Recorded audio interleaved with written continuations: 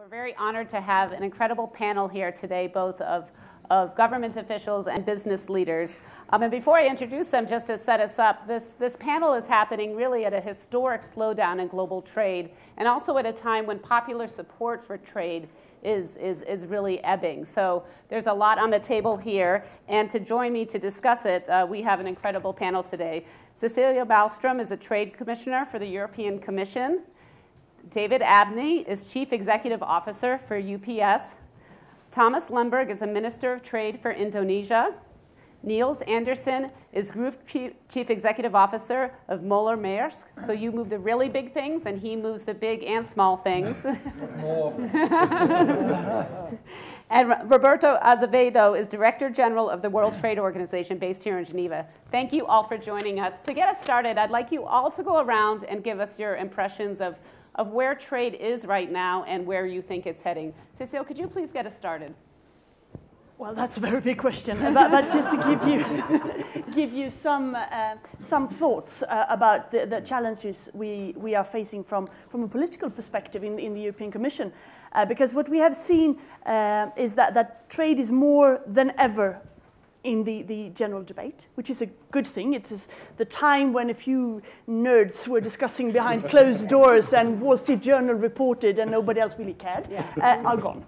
So now we are in a situation where trade is not only all over the media, good or bad, but also people discuss trade. So that puts a lot of pressure on us to deliver, to make the case for trade. First, to see that we have efficient tools, that trade is actually delivering the jobs, the investment, the growth needed, that we interact with small and big business, particularly small companies, I would say, who can really, so we can make sure that trade deals can be beneficial for them, that we interact with consumers and others, but also that we have, that we're up to date. Digital trade, service, mobility of persons as well who deliver the services. These are things that we haven't really started talking about on a global level, and there's where the big needs are in the future.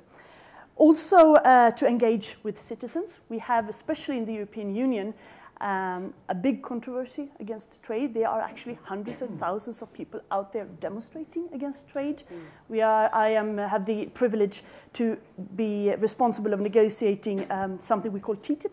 You might have heard of it. It's an agreement between EU and the US, and that is very controversial in the EU, in some countries. So you have to make the case for trade. You have to explain why trade is good, because those who are protesting, they don't trust those of us who negotiate. They don't trust that it's good for them. It's only big corporates who benefit. So we need to do the trade negotiations in a much more transparent and inclusive way, and engage with them.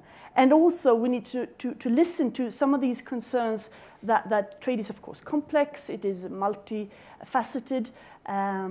But consumers today are aware. They want to know, how is this produced? By whom? Has there been child labor around? Is there an environmental footprint that we need to be aware of? How is the link? How can trade contribute not only to growth and jobs in our countries, but how can we also contribute to improving the situation for people in other countries? So the values of trade, how we link trade with development, with political policy, with political dialogue in a much more strategic way. So these are sort of the new trends, without talking about trade in itself, that we see from the European Commission side and very much in the European Union, that we need to take into account and form a new strategy when we do trade deals on whatever level, bilateral, regional, or multilateral, and we'll come back to that. So we have tried to present this in a strategy, Trade for All, where we try to listen to all these concerns and also formulate our trade strategy slightly differently than in the past. And I think that is key if we want to regain the confidence of the citizen, why we do this, but also to make sure that trade really delivers, because it's more urgent than ever to turn that back trend that you were referring to in the beginning. David, you literally handle the trade flows. What are you seeing? Right. Well, as you can imagine, I'm a huge disciple of trade, right? And my focus really is on the opportunities that it provides, and also on, if we don't do this, how the future of the West could be, not just the U.S., but Europe. And when you get people to thinking, the first thing you hear is, well, trade will be a job killer. And And trade gets blamed for eliminating a lot of jobs, many of which the technology and productivity and efficiency gains. But people that lose their job, understandably, they need to be able to blame it somewhere, or they've got to feel that they know what happened, and oftentimes it can be trade. So when I hear it's a job killer, I just talk about a couple of facts.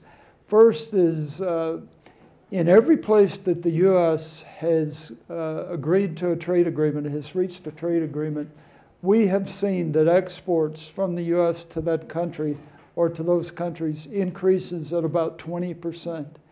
And that's an average over the last one. So when you think about TPP and you look at the potential of 20%, the other fact that I talk about is every 22 packages that either enters the U.S. or leaves the U.S. creates a job.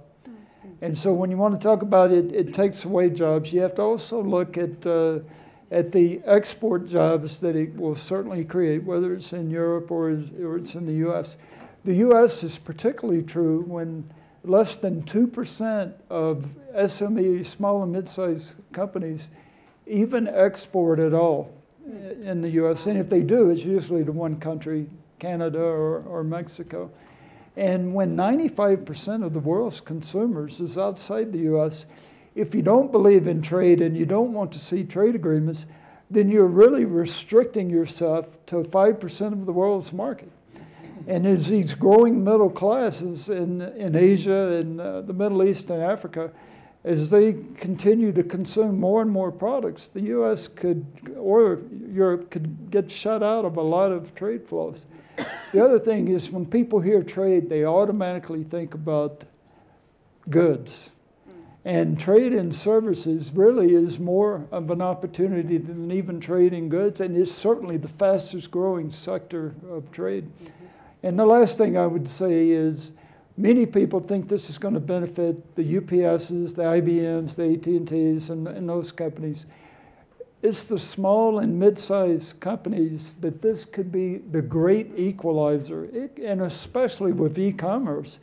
People will be able to open markets worldwide, and we just got to give them the tools to be successful. Thomas, a view from Indonesia. Well, Indonesia is obviously the 4th most populous country in the world, 16th largest economy in the world. And if you look at the map of Asia, Southeast Asia is smack in the middle. And Indonesia is much of Southeast Asia, especially the crossing of the sea lanes.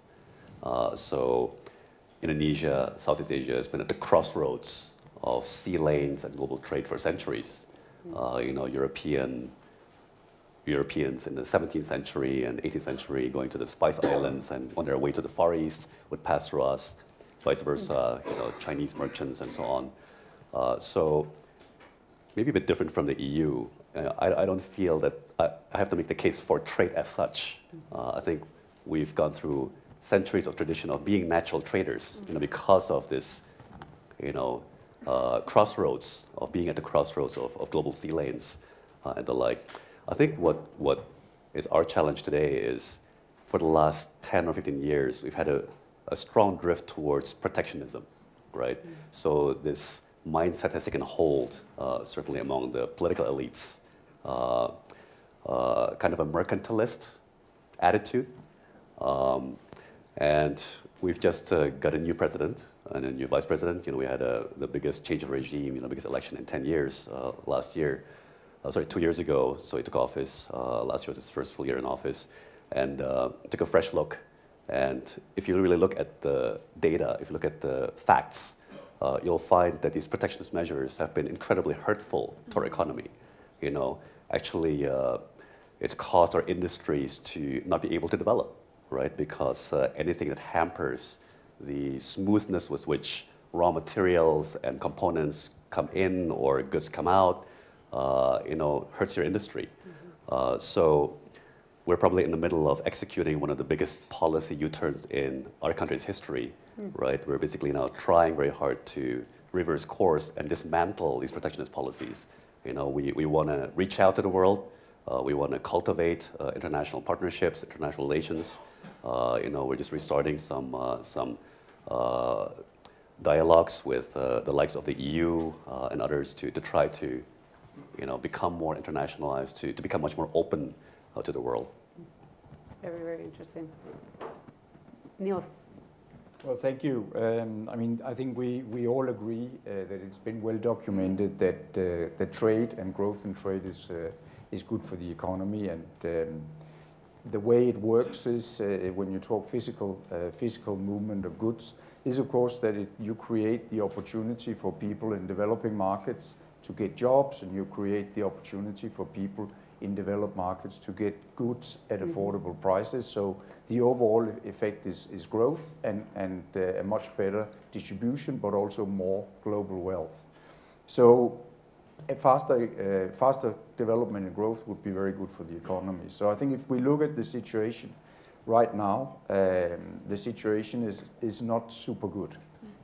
We are seeing at the moment one of the rare periods in recent history where actually trade is growing slower than GDP. Yes. And we know from historical experience that this very often leads to a recession. So we always probably think we are in a sort of a slow-moving time, but if we don't get that solved, then we may be heading for even worse times. So there is a need to do things. There are, of course, a lot of good reasons why trade is slow. You have changes in exchange rate between Europe and China driving it. You have the traditional big importing countries like Brazil and Russia and countries in West Africa that live from export of commodities like oil, for instance, that are suffering. They simply don't have the money to import. But there are also some worrying signs of protectionism. And it's not the kind of protectionism where you see tariffs on goods going up, which is quite easy to measure. But we do see an increasing number of measures like support for local industry, very subtle resistance to trade, and things like that that I think we need to work with both on a political but also on a business level. I'm sure Roberto will talk about that, but one of the really strong recommendations that we have from our company and the work that is going on here at the World Economic Forum and in the Global Alliance for Trade Facilitation is of course that we implement the things that has already been decided, such as the Bali round, where you really have specified and all the countries have agreed to very specific measures to improve the possibilities for trade. And I think it's pleasing now that in the last half year, the number of countries that have actually ratified what they had already agreed is going up. And we are also ready now to support 10 to 12 countries a year by actually implementing, like with digitalization of import systems, of duty and custom procedures, and of course also investing in the IT systems that are needed. So these are things that I think are positive, but we are at a very challenging time for global trade. Roberto, the WTO perspective. Well, first a commercial. The WTO is delivering. So that is very, very important, I think, because that changes the picture of at least one side of this conversation, which is how do we negotiate trade? And a lot of people have been talking about shifts to multilateral, bilaterals, or to regional agreements. But what is important is to understand that those two tracks can go together. And the multilateral system we clearly have shown can deliver. It's about finding solutions. And if people want to have a solution, I'm sure that we can find it. Now, what is concerning is that in many of these regional agreements, these plurilateral agreements, as we call it in the WTO, sounds like a disease, it's not. They are now looking at issues which are completely outside the WTO disciplines. For example, investments, labor issues, or environment. And they're looking behind the border much more than at the border only. Of course, market access is part of that conversation, but they're going beyond that. Now the question is, why? Why are they going beyond? And the reality is that trade changed significantly. Trade in the digital age is not trade that we had 15, 20 years ago.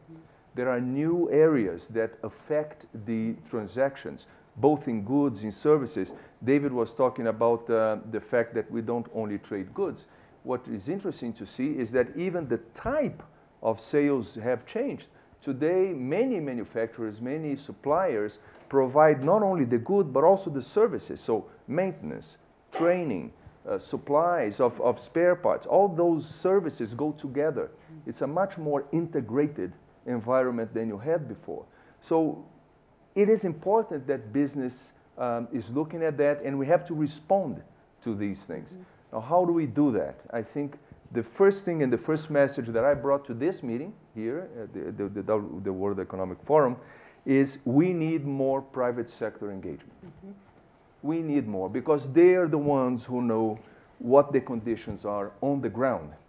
And governments usually respond to those concerns. Now, if we wait for that process to go all the way through the chains until we get to governments and to the WTO, it's just too long. We need businesses to be more involved. We need them to be talking to each other, to be talking to their governments, identifying what the problems are. We have a very important agenda ahead of us in the WTO. We have the traditional issues which cannot be forgotten. So agriculture is still very important. Market access in all the areas are still very important.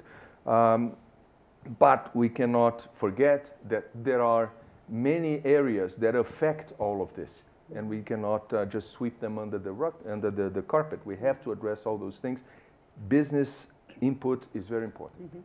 Well, that's a perfect transition, because I guess this morning, and it sounds like several of you were part of this, the World Economic Forum released a report. 400 experts have taken part in recommendations, and one of the recommendations is to make the trade process more transparent and relevant to business and society, and to recognizing the different types of trade that are occurring. How actually, and open this up to the business folks on the panel, but how does that happen? How do you actually get the trade professionals and the business leaders planning something together instead of just reacting to it in the years-long process that you just laid out? Well, you know, first, you have to be vocal. And because if you're not, the people that are against trade certainly will. And I have to admit there's a little fear too, because if you don't get involved in the process, you worry about how the process may develop. And so we have found, whether it's TTIP or TPP, that it's very important to talk to the people that are negotiating the deals, but also to talk in DC or in Brussels and make sure that our opinions are known and make sure that other businesses. One of the things that we can provide is input from the small and mid-sized businesses, because that's the great majority of our customers. And so we talk about how they can benefit. And we talk about the issues that are not only important to us, but also important to these entities, these people. And then we talk about that it can't be all one-sided, you know. But we don't think that trade has to be a zero-sum game. You know, it doesn't have to be that one wins and one loses.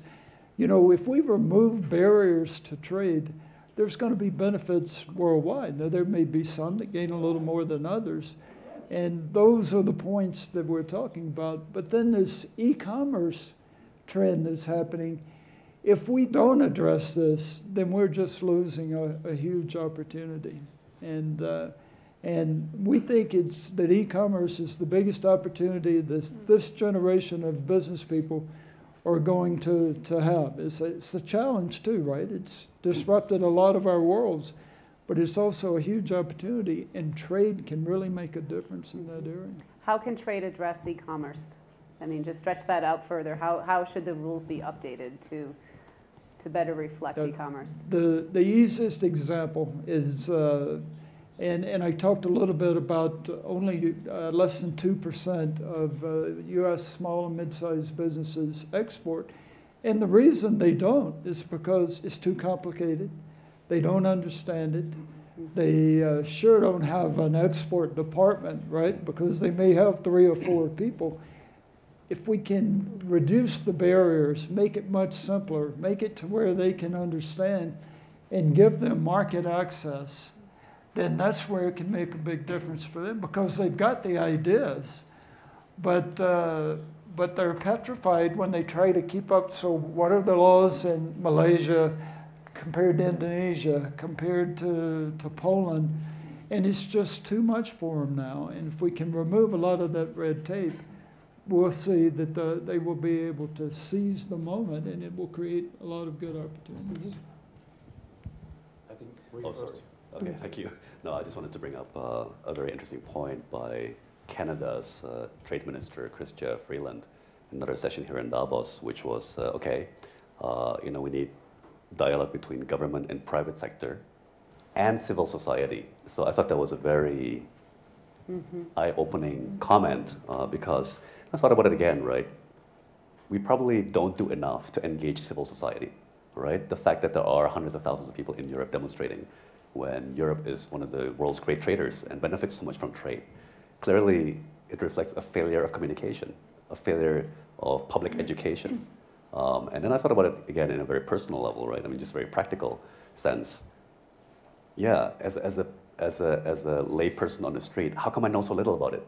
You know, like say my running shoe, my sneaker. Like how come I don't know where it's from, or how come I don't know how it's made, right? I sort of start thinking, shouldn't this be a basic course in elementary school or in high school, right? Like, you know, maybe less literature or less something, but more, you know, it's important actually for our young people to know how the world actually works, right? The real world, right? Where does the sneaker come from?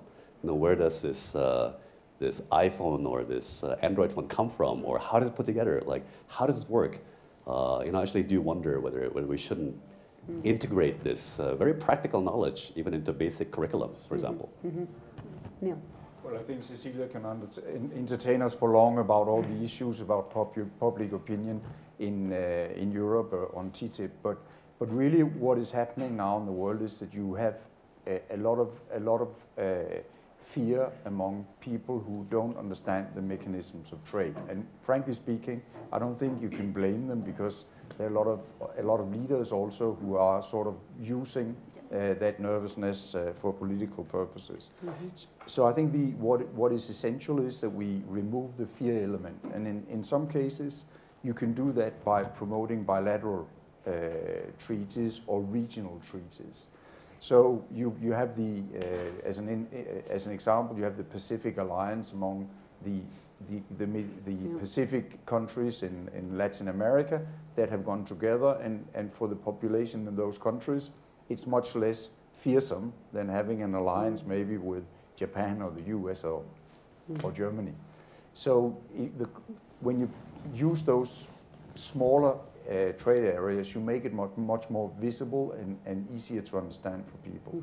So I think taking fear out of the equation is very, very important. It's a political responsibility, but as David said, what we try to do as big companies is, of course, we try to engage smaller companies, our customers, our partners, in the discussion as well, because then it becomes much more accessible, and you remove this sort of idea that the big companies and sometimes even the big countries are benefiting more than others from this. If I may, just as a last point, but sometimes you also wonder, because the people who benefit the most are sometimes the people who are most open to these fear arguments. You take the German population or the German labor unions. I mean, they are benefiting to a huge extent of German exports, and still it's one of these areas in Europe where there's still some resistance towards TTIP, which there's no relation to the reality of trade. Did you want to add? I was in the last G20 summit, and it was interesting because when we were talking about trade, one of the leaders of a big country said, I have a problem with trade in my constituency because the perception in my country is that trade is good for the big corporations, but it doesn't do anything for the smaller players, for the small enterprises. And that's a big problem for me politically, to sell any trade results in my own country. And that is a reality that we have to face. And I think the answer to that is to include the more beneficiaries under the trade umbrella. It's clearly the case of small and medium enterprises, and frankly, it's not that difficult. We did simulations and studies. In the trade umbrella, you mean actually the negotiations? Or? No, that they participate in trade. For example, the trade facilitation agreement, which we had agreement 2 years ago. We did simulations in the WTO, and what we found is that just by implementing that agreement, in developing countries, the enterprises, the smaller enterprises, they would export 20% more products into the other markets than they would without that agreement, just by lowering the cost of trade, just by doing that. In least developed countries, the number of products would increase 35%. In the number of markets, in developing countries, they would export to 30% more countries, more markets. And in least developed countries, 60% more markets. And that's simply by making things more simple for them. And clearly, one of the problems we have is that for these companies, as compared to bigger corporations, the bigger corporation has people working on both ends of the line, in the exporting side and on the importing side. And they work on both sides. And they find ways around the customs procedures and all that. The small and medium enterprises don't have that. So we have to help them. We have to make this process more inclusive. And we have also to understand better the perspective of the economies and the countries who don't have the institutional framework. They don't even sometimes have adequate proper training at the customs, at the border, to do the inspections, to facilitate trade. And there is a lot that we can do with simple actions and simple, sometimes negotiations, and have a big impact on inclusiveness and bringing these companies, which will in turn facilitate the political cell of trade in several countries. I have to say, Uncle. No, just filling into that, that's where the partnership comes in that you asked about this, because I think it's the only way to do this, to have this partnership.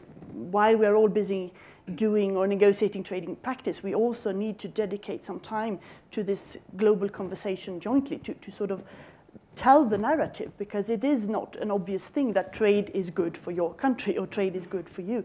We need to show these examples. You need to tell them why is it good and why does this particular tariff or stupid regulation or red tape hinder me from doing more business. If I do, I could export more, I could employ more people, and to do the link, and especially for small companies. But the problem is, of course, a small family company, and I met so many of them. They are busy doing their business, and they can't dedicate a person to be out speaking about trade, of course. But we need them. We try really to at least gather their organizations, their umbrella. We have a very close cooperation with umbrella business organizations, small and big, and also bring in the trade unions, the consumers, and try to listen to their concerns and then bring them into why is trade also good for consumers. And we do take their concerns and worries, because they are there, into concern, and sort of try to have a global forum, this is global forum, that goes outside Davos, where we can talk about these things and sort of, like you said, tell the story from the beginning, because we think it's so obvious here, but it's not. Many people, they don't say, well, why should I trade? Well, you have an iPhone in you. Where does that come from? Well, it has nothing to do with trade. Well, it does. But we may not laugh about that story, but make the case very pedagogically, jointly. So this new partnership is really needed. I'm telling you, I think trade ought to be taught in high school, in junior high and high school. I'm now getting worried that by the time you become a fully formed adult, you'll be so opinionated, or it's harder to learn, right? I think at a young age, your brain is more supple and you're creative, and you can decompose an iPhone or a sneaker. Oh yeah, it's all these little parts, right? They must be coming from all these different countries, right? Just an aside. I have to say this is the longest time I've gone since I arrived at Davos without talking about China. It's been the topic all week, and I was working in Beijing when China joined the WTO, and at that point you mentioned fear. There was a lot of fear of China. Now we seem to, a lot has happened since 2008, and now we seem to be in a situation where the world is almost overly dependent on China. You all come at this with different perspectives. Tom, I understand Indonesia, China is your largest trading partner. Absolutely. And you have an interesting idea involving currency in terms of something that might help solve some of these current imbalances. Well, thank you, Rebecca. So first of all, I would state that in my view, the markets are overreacting to what's happening in China, right? I think China is going through a fundamental economic transition, but everything they're doing is overdue. It's great that they're doing it now, finally, and I believe it will lead to a much healthier Chinese economy, also lead to a much healthier world economy, right? But obviously, it's a tricky transition, and there'll be bumps along the road. As most of us know, they're trying to shift their economy from investment towards domestic consumer, from industry and exports to domestic consumer. And one aspect of this that I believe doesn't get anywhere near the attention that it should is the internationalization of the Chinese currency, the renminbi, right? So last year, the International Monetary Fund finally accredited the renminbi to be the 5th global reserve currency, in addition to the US dollar, the euro, the Japanese yen, and the pound sterling, right? Now, since then, we've seen a lot more volatility in the renminbi, and that's what's freaking out the markets, among other things. But we need to understand it this way. If the renminbi were acceptable everywhere, right, then the Chinese wouldn't have to be as export-oriented, right? The Chinese have to import a lot of stuff. They have to import virtually all their oil, not all, but much of their oil. They have to import their minerals, they have to import a lot of food, right? How do they pay for those imports? Obviously with dollars, right? How do they get those dollars? Well, they have to export like mad, right? They have to export, be very mercantilist, to stockpile dollars with which to pay for the imports that they need. Now imagine if they no longer had to do that, if they could just print renminbi to pay for what they need, right? It would lessen the pressure on them to be so export-oriented, among others. Now, there's sort of broader repercussions for the world beyond trade, for example, in investment.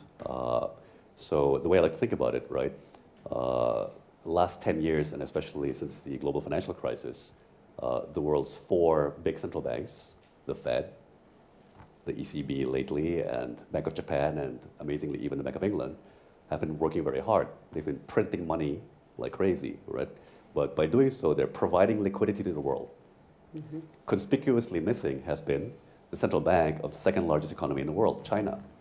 Because the renminbi is not internationalized, like the euro, the yen, the sterling, and the dollar, the PBOC has not been providing liquidity to the world, right? But when it does, I think it's going to be a fundamental solution. Basically, I call it the 5th pillar of global liquidity, right? Finally, China takes its rightful place and also takes up the responsibility of being a provider of global liquidity alongside the US, Europe, Japan, and England, right? I think this additional liquidity will really make a big difference to the world economy and eventually also to trade. Neil, are you seeing a slowdown? Well, there is a slowdown in China, but I think we also have to think about what the Chinese leadership have said for the last couple of years, or actually up to 5 years ago. They have been reacting to the pressures they got from the US and from Europe, and to get into a sustainable development. So stop investing so much, stop polluting, be careful about the environment, and please slow down a little bit the export also, so you don't destroy too many jobs.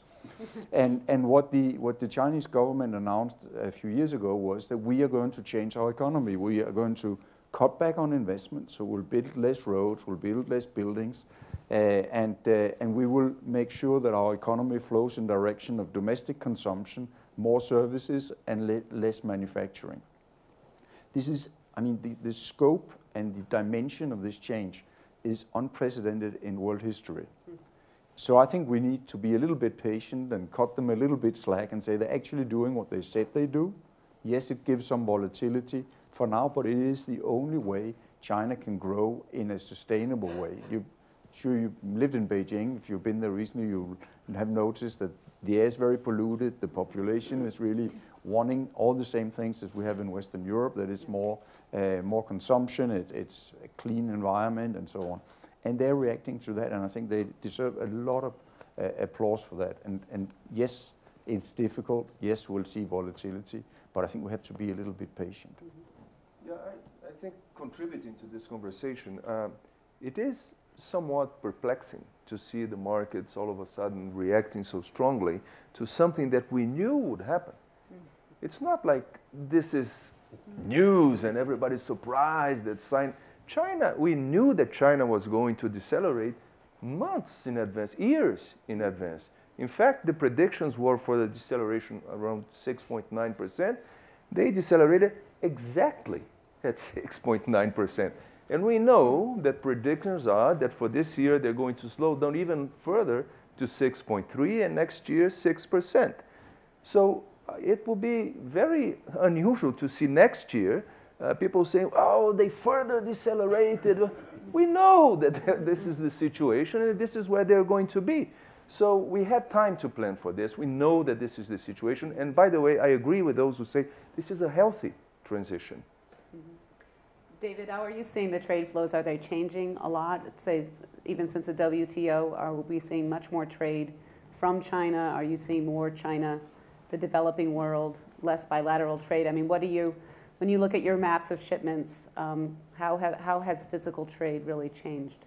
Well, if you look back in recent history, when China joined the WTO, that had a significant effect. In fact, we were able to take advantage of the opportunity. We were the first package integrator that got our operations wholly owned in China. And at first, our concentration was China to the U.S., China to Europe, and exports grew tremendously. And you have to remember that millions of people have been brought out of poverty because of China's ability to export to the rest of the world. Probably more people brought out of poverty than any of us have ever seen. And for years and years, they were growing their GDP at 9, 10% or higher.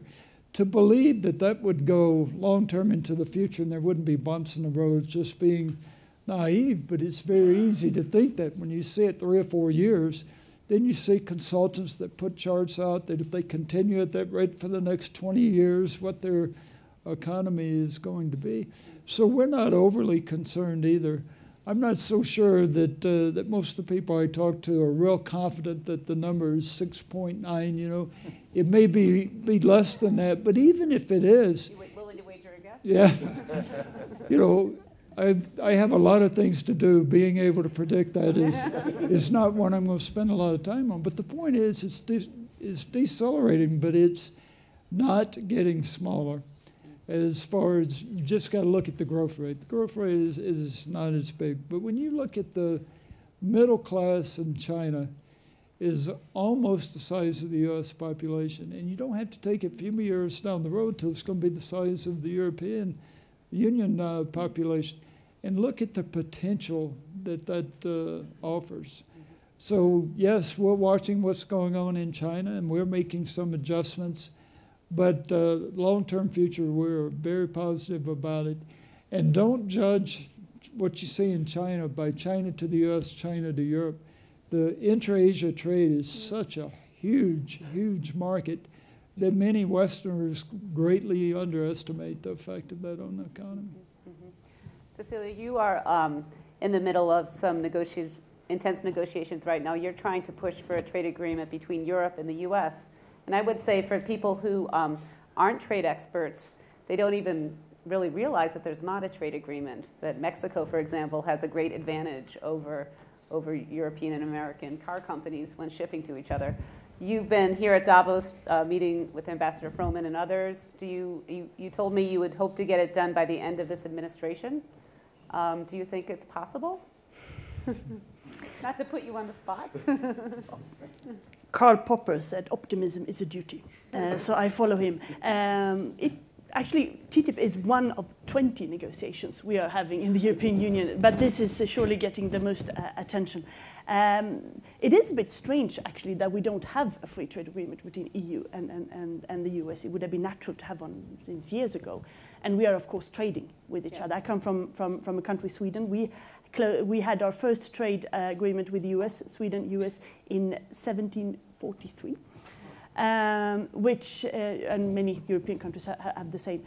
And the two biggest economies of the world for the moment, we trade enormously with that every second, but there's still a lot of obstacles. The traditional ones, Tariffs, access to markets, still important. We're trying to get rid of them as much as possible. But also these new things that we discussed in the beginning here. I mean, digital trade, the regulatory component. They are still, and this is probably the thing that is the most complicated in the world, causing a lot of red tape, that we, of course, we want our products to be safe for consumers and for the environment, and we have different ways of doing that. Sometimes we have identical way of testing a product, but we still have to do it twice.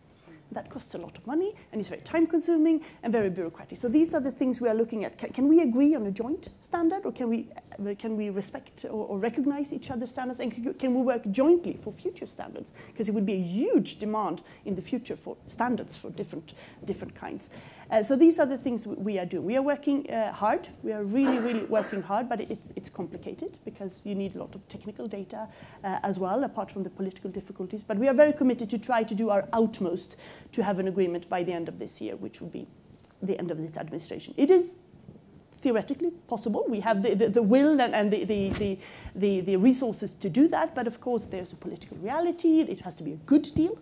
We cannot conclude it just for the sake of it. It has to be a good deal. We have our respective constituencies. I have the European Parliament. I have 28 countries. They need to approve it. Then there's the Congress and the political debate in the US with the presidential election coming up and so on. So we'll see, but we work full steam ahead to try to achieve that. You know, the good news about what the Commissioner just said, that if our negotiators were not optimistic about getting these deals accomplished, that would be a much sadder situation, right? And so I'm very glad to hear, and I talked to Ambassador Froman yesterday, and he's optimistic too, and I would say that we're cautiously optimistic. You know, we believe that there's such advantage here, and it makes so much sense. But there are, especially in the U.S. right now, there are a lot of political headwinds, but it does appear there's a window of opportunity, and we need to try to seize that window. So I really appreciate all your efforts in this area. I'd like to open it to the audience. Oh, Neil, do you? No, just I would like to add to that debate as well. I think where we talked about fear before and nervousness about trade, I think really the negotiation between the US and Europe on TTIP is a real visionary opportunity, because we can create global standards on things like consumer safety, on user safety. I mean, cars should be safe. We should have great standards. We can create principles for protection of copyrights and of intellectual property in a broader terms. So I think this really opens up a lot of opportunity, and I think it makes it a little bit different from a lot of other regional agreements.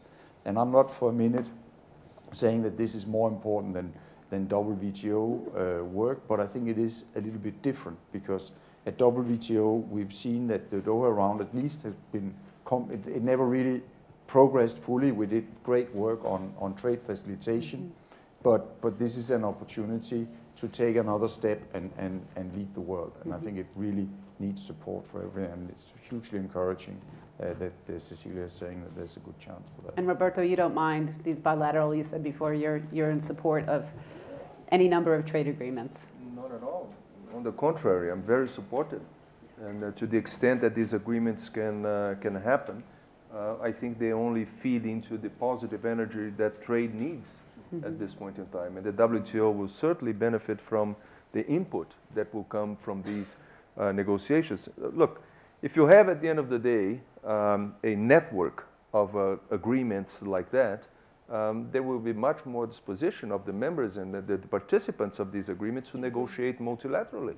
So I'm definitely supportive of all that. It has never been the problem that you have these agreements. The problem has been that the WTO was not negotiating as well. And I think that was the problem, and that's exactly what we have been changing, and I'm happy where we are now. I think we have a pretty good perspective for the future, both in these agreements and multilaterally. I'd like to open up to the audience in case there are any questions out there. If not, there's a microphone. One moment for the, if you could introduce yourself. On air? Yeah. Coming off, I have 7 companies. I'm very much affected by the developments you're discussing in many ways, many good ways, I should say, also. In European Union, we have our own issues concerning the internal market, which is not my question about. My question to the Commissioner is very informative one, because it is a closed doors. These negotiations keep on closed. Where are the major stumbling blocks now? Just where we are now, where is the most difficulty to complete the US-European Union agreement? Beyond the general environmental issue concerning the presidential elections, difficulties on 28 countries, etc. I understand your question, but let me first say that yes, of course, we do not negotiate behind a bit, with TV cameras in the room. But I would say that the TTIP negotiations are the most transparent trade negotiations ever in history. That is, I withdraw my comment about this. So much, we have basically everything the European Union have proposed online. And we produce summaries. We are now making sure that countries, national parliaments, European Parliament have access also to the consolidated documents. There's a huge amount of information about this. So this is a myth I want to kill, that it is secret. Of course, we cannot negotiate in front of TV cameras, but a lot of it is actually public. Well, I think we know the difficulties. First of all, lots of technical things needs to be done still. Public procurement is a difficult issue for us, very offensive issue for the European Union, difficult for the US. Now I speak from a European point of view, of course. American counterpart would have another viewpoint maybe on this. Another issue that is less debated maybe in the media, but very important to some of our member states, or many of them, is the issue of geographical indication. You protect Champagne, Roquefort, Prosciutto di Parma, and we have a very specific legislation that the US do not have at all. So trying to find a way here to agree is difficult. So these are some of the things I would say are difficult issues that we are aware and very open about, and we're trying to muddle through. Any other questions? Yeah. Hello, I'm Kevin McKinley. I head the ISO, international standards, and we certainly support the great discussions and also the disciplines of the WTO related to trade and the basis of technical regulations on international standards, and support as well in these plurilateral agreements that they embody global approaches, international standards as the basis for trade, so that we don't build islands, so that we don't build problems in these kinds. And there are great disciplines, of course, that are established in WTO, which are transferred into a lot of these plurilateral agreements, and we support those very much, and the use of international standards to support them. Thomas, I just wanted to, if there are no other questions, Indonesia, you have told the administration in the U.S. that you would like to be part of TPP. Could you kind of sketch out, you said before that you're trying to break out of a protectionist approach. Right. You've got China in your region. You've got a very big trade agreement. You've got regional pacts. Where do you see this heading from your perspective? Well, the message that our president, President Jokowi, was trying to signal to the world by announcing our intention to join TPP is that we aspire to the highest standards, right? TPP is a remarkable achievement. It really adheres to very high standards in various technical areas, in intellectual property and so on. Obviously, it'll be challenging to do what I call just now the U-turn, right? After 15 years of this kind of mindset of closing ourselves off or being very defensive to now kind of open up. And it will take time, it will take time. But one benefit, I think, is that our president was elected on a mandate of change. The people clearly voted for change. And he's bringing a very fresh perspective. He's also an excellent communicator. So back to this issue just now of needing to tell the narrative of trade and the narrative of how the world actually works, like where do we get our iPhones and smartphones, and how do factories get built, right? Why would investors come and build factories? Well, because it's easy to, to bring things in and bring things out. If it's difficult to bring things in and out, then that's not a very attractive place to build a factory. So I think it's definitely a paradigm shift, from going from what by many accounts is one of the most protectionist regimes, certainly in Southeast Asia, possibly even in the world, to now wanting to go in a direction. But I think the main desire there, the main intention was to signal as clearly and as loudly as possible, right? The policy change, the change in attitude, the change in mindset, the change. We're going to change our culture on this. And I know that we've talked before, obviously, the WTO. Does it need to be updated? Are you confident that that this is the structure that can kind of continue to arbitrate? And there's been some talk that that companies are afraid to complain about China or some other countries because they'll bring cases against them because they'll it'll be held against them. Do you think the processes are working well enough? Well, I haven't seen anybody shy in the WTO in the area of dispute settlement. In fact, in the 20 years of the WTO, we now just had our 500th dispute. So 500 disputes in 20 years, it's a lot. And the only reason why we have that is because the members trust the system. It is effective. More than 90% of the disputes which were initiated in the WTO have had a resolution already found. 10% not, but that doesn't mean that there is no talks, that there are no talks, that there are no consultations and interim solutions, because there are also these situations where there is a compensation here, something there, they find an accommodation, but this is a very effective system. Another important thing is that, like you said, do we need to update the WTO? We definitely need to develop disciplines that reflect the world that we live in today. The digital world is very different from what we had before. That is very important. That's why I said the input from the private sector is very important, because they know what needs to be done. They know what the challenges are and what is missing. We don't. We need their input.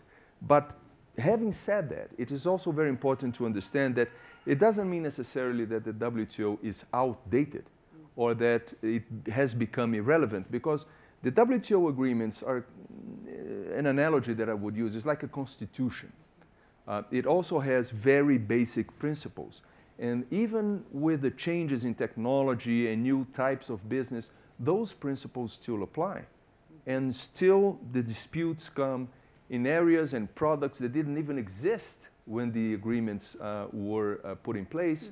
But you still, when they're brought to dispute settlement, the system works, and it applies to all these disciplines and all these other things. But we can be more specific, we can be more updated, particularly where the new technologies are concerned. And this is something that we have been now starting a conversation to see what is the best way of doing that.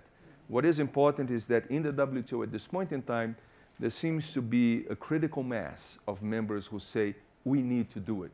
And I think that's what we need to build on. We have time for all of you to go around with some final thoughts. This has gone very quickly, and I will certainly remember the idea for a trade class in high school and junior high. Cecilia.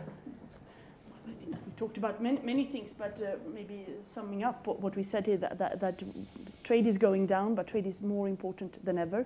We have an unprecedented ongoing negotiations on trade on different levels, which is good, including on the international WTO level, also extremely good. But still, we need to get the people affected by trade with us. So we need this new partnership, we need this narrative, and we need to bring this conversation outside this room. Lots of things are being done. I mean, many things are really ongoing there. But I think this is important, because if we negotiate all these agreements, they can be super good. But if people don't trust them, it would be very difficult to implement them, and that would be such a pity to lose that dimension. They demand to be included and to be part of it. We can do that, but we just have to walk an extra little mile to do that. And you know, your suggestion is good, but it needs to be done on a broad global scale. Very similar to the commissioner. We have to spread the message, but each of us has to take ownership of that. We can't wait and let someone else or hope that someone else gets this message across, because those that are opposing, they're very organized, and they're spreading a lot of misinformation. It's very important for us to show support, but to provide the facts and to explain, like when there's people in countries that are big exporters, that one of the reasons that you have the standard of living you have now is because of this. And we're talking about opening up markets. The opportunities are readily in sight. We just have to make sure we continue to educate and communicate that message. Maybe I just want to tie this discussion to this year's Davos theme, which is the fourth industrial revolution, right? And picking up on Secretary General Azevedo's comment on digital economy, I actually think that digital economy and e-commerce and the digitization which we're experiencing is very favorable towards an informal sector of the economy, right? And this is potentially another interesting issue, right? The prototypical example would be the English tutor who teaches English over Skype, right? So that tutor might be in one country teaching English to somebody else in another country over Skype, and it never gets recorded in trade statistics. It may get recorded in remittance numbers, right, if there's a payment involved. But whether it's 3D printing or artificial intelligence, machine deep learning, and we've just all agreed that the growth in the economy is towards services, right? So the value component of the physical item itself is increasingly small. The service component, the service aspect of that thing is getting increasingly large, and services are deliverable over the internet. They're deliverable digitally. My takeaway from that is, look, those of us in government, us regulators, we really have to hurry up to simplify trade rules, to debureaucratize, to cut red tape, to simplify. Why? Because if we don't, people are just going to leave us behind. I mean, they're going to move to the informal sector of the economy.